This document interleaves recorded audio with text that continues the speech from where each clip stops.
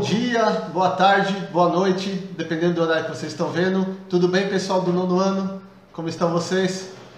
Um beijo para vocês, saudades. Esse contato que a gente tem nas aulas no dia a dia é super importante e não estamos tendo agora. Inclusive, para mim é meio estranho estar falando para o meu celular aqui, de frente ao nada, mas o que me reconforta é saber que vocês vão estar aí do outro lado, escutando, interagindo, ouvindo o professor e eu sinto como se uma parte de vocês estivesse comigo, tá? Sobre o assunto de história, pessoal, claro, deixa eu só falar para vocês que nós estamos fazendo esses vídeos aqui para que vocês não percam matéria, nem conteúdo, para que vocês não fiquem atrasados. Apesar das mudanças que podem ocorrer no calendário, elas não vão tirar nada da parte de conteúdo de vocês, então fiquem tranquilos. O ensino à distância, EAD, ele nos possibilita isso daí, é uma ferramenta muito eficaz.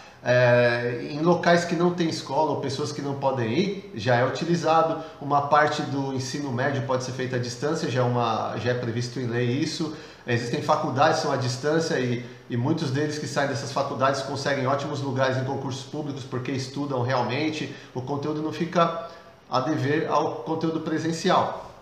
Claro que é melhor a gente estar junto, vocês resolverem suas dúvidas na hora, mas essa parte de dúvidas, talvez mais à frente a gente tenha lives para resolver, e, enfim, a escola está estudando mais possibilidades ainda para que a gente torne possível a vocês não perder nada do que foi passado, tá? Sabemos que vivemos tempos difíceis, que nós temos que ficar em casa até para não, além de evitar o contágio, né, para não passar à frente quem tiver. Então, pessoal, tomem cuidado, lavem bem as mãos, passem o álcool gel, tá? Falem para as pessoas mais velhas, que eu vejo muitos nas ruas, parece que não estão levando muito a sério. A gente que tem informação, a gente tem que levar para eles e tornar esse período mais fácil, né? Quanto à história, nós estamos falando sobre a República Velha. Deixa eu coçar o nariz aqui, mas olha, a minha mão tá limpa e eu passei álcool gel antes da aula, tá? Pronto. O período da República Velha ou Primeira República compreende desde 1889, que foi o período da proclamação da República. Então o Brasil deixou de ser um império e tornou-se uma república em 1889. Em 1930, esse período chamado República Velha ou Primeira República acaba, porque houve um golpe de Estado de Getúlio Vargas, ele entrou como presidente e aí mudou a política. Mas de 1889, quando o Marechal Deodoro torna-se presidente, depois ele passa o poder para outro militar, a gente chama de República da Espada. Depois vem a parte República Café com Leite, onde o presidente paulista e o mineiro se sucede. Isso é o que vai fazer com que ocorra o golpe de 1930 de Getúlio Vargas, mas a gente vai falar isso mais à frente. Sobre esse período ainda nós falamos sobre as rebeliões que aconteceram, a revolta da vacina, a revolta da chibata, sobre a mudança do Brasil de ser um país essencialmente agrícola para um país industrial.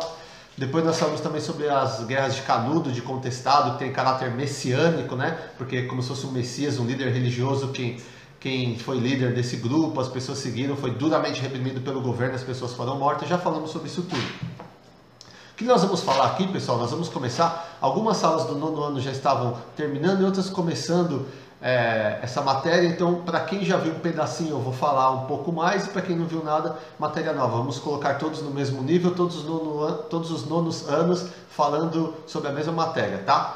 Então, vamos começar a falar sobre a Era Vargas. Aqui, ó, páginas 308 e 309 da apostila, tá aqui. Vou tirar meu lindo rosto agora. Inclusive, vocês podem dar pausa e observar, admirar essa beleza toda. Piadinha? A Era Vargas. Então nós vemos aqui nesse canto Getúlio Vargas, que esse homem, cadê aqui, baixinho, foi presidente do Brasil durante muitos anos. Ele era pequeno, mas a sede de poder dele era enorme, era grande, ele gostava de ser presidente. Então é sobre o início da Era Vargas que nós vamos falar. Nas páginas 310 e 311 e depois 314 e 315, há um panorama sobre como era a população, sobre como eram os habitantes daquela época no campo e na cidade. Primeiro na cidade e depois no campo. Então fala aqui sobre a população urbana. Olha só, melhor desse lado aqui, ó. População urbana.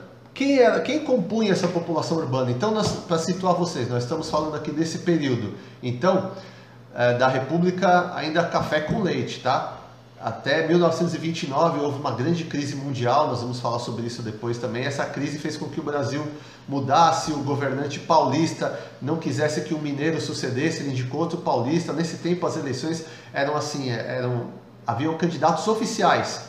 E como havia o voto de cabresto, que a gente já falou também nas aulas anteriores, as pessoas tinham que dizer em quem elas iam votar, ficava mais difícil deles irem contra quem era o candidato oficial. Como o candidato oficial era apoiado pelas oligarquias, né, pelos coronéis, aqueles donos de fazenda, aqueles donos de terras, principalmente no Nordeste, ficava difícil de ir contra eles. O candidato oficial apoiava eles, eles apoiavam os candidatos, isso se chamava política dos governadores, e assim ficava difícil de ir contra eles. Então as eleições eram feitas dessa maneira.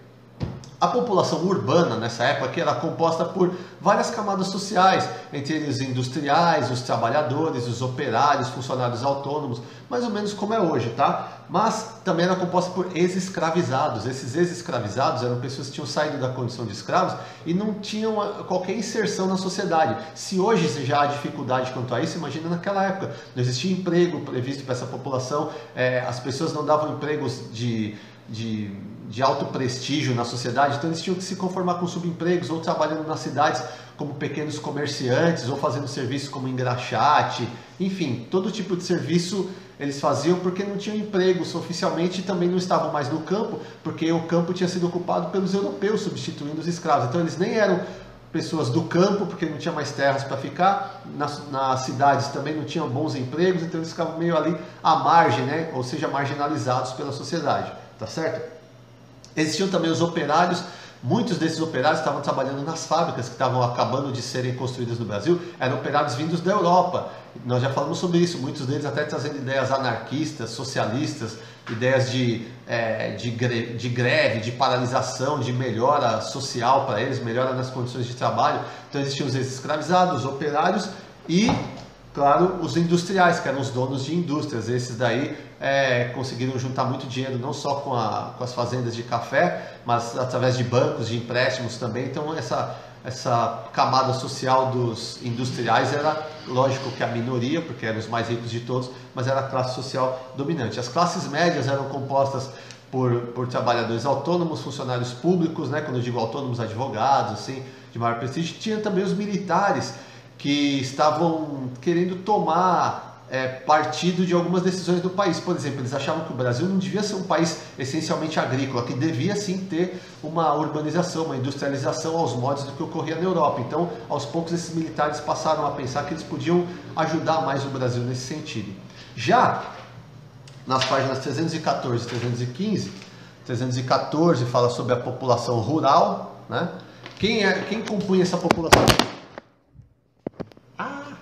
Quem compunha essa população rural no Brasil? Os coronéis, desculpa pela queda do celular, tem queda de tudo, né? Tem queda de energia, queda d'água, tem queda do celular também, mas não vai atrapalhar o nosso vídeo, tá? Até porque também eu não tenho editor, aqui é como se fosse uma aula ao vivo, pessoal, me desculpe pela queda, né? Depois eu vou ver como é que ficou minha cara, como é que ficou a imagem, deve ter ficado muito engraçado. Mas a aula prossegue assim como a vida, né? Na vida a gente tem essas dificuldades, e a gente tem que seguir em frente. Aqui na aula é assim, seja ela presencial, à distância, qualquer uma delas, tá? Continuando então, página 314, como era a população rural? Era composta pelos coronéis, que eram esses donos de terra, era composta também por trabalhadores do campo, que eram as pessoas humildes que se sujeitavam a jornadas de trabalho muito grande para sobreviver no campo. Havia também uma camada de líderes religiosos, que eram padres, que eram pessoas que levavam as palavras da igreja a todos, mas também se tornaram pessoas importantes. Por exemplo, aqui tem uma foto de Padre Cícero, que chegou a ser vice-governador do Ceará, chegou a ser prefeito da cidade dele, e hoje é um santo, né? As pessoas falam lá muito no Nordeste, meu São Padim Cícero, né? Era o Padre Cícero, essa figura religiosa que era um verdadeiro líder, a exemplo do que aconteceu com José Maria em Canudos, né? Incontestado também, era um messias, né? Um salvador ali da população. Na página 315 fala sobre o cangaço. Quem eram os cangaceiros?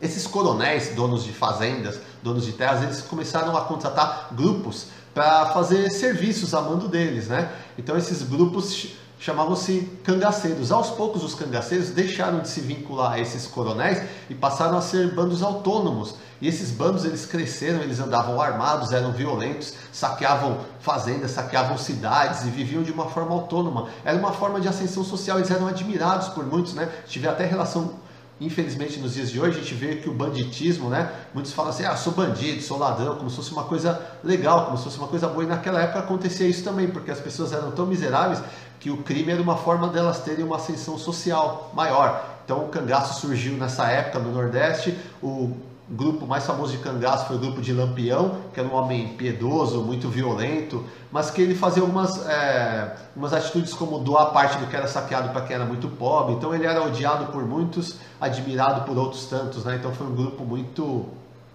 controverso que existiu. Existem vários filmes sobre isso, sobre Lampião, sobre o cangaço, sobre isso tudo, tá? Pessoal, aqui é uma aula que dá um panorama sobre essa situação. Nas páginas 316 e 317 tem atividades que vocês vão fazer referente ao que eu acabei de falar agora, sobre a população urbana e rural desse período da Primeira República, e vocês podem responder. Então, página 316 e 317. Quem não tem apostila, vou colocar fotos e disponibilizar as atividades e os textos também, tá? Para que ninguém perca nada.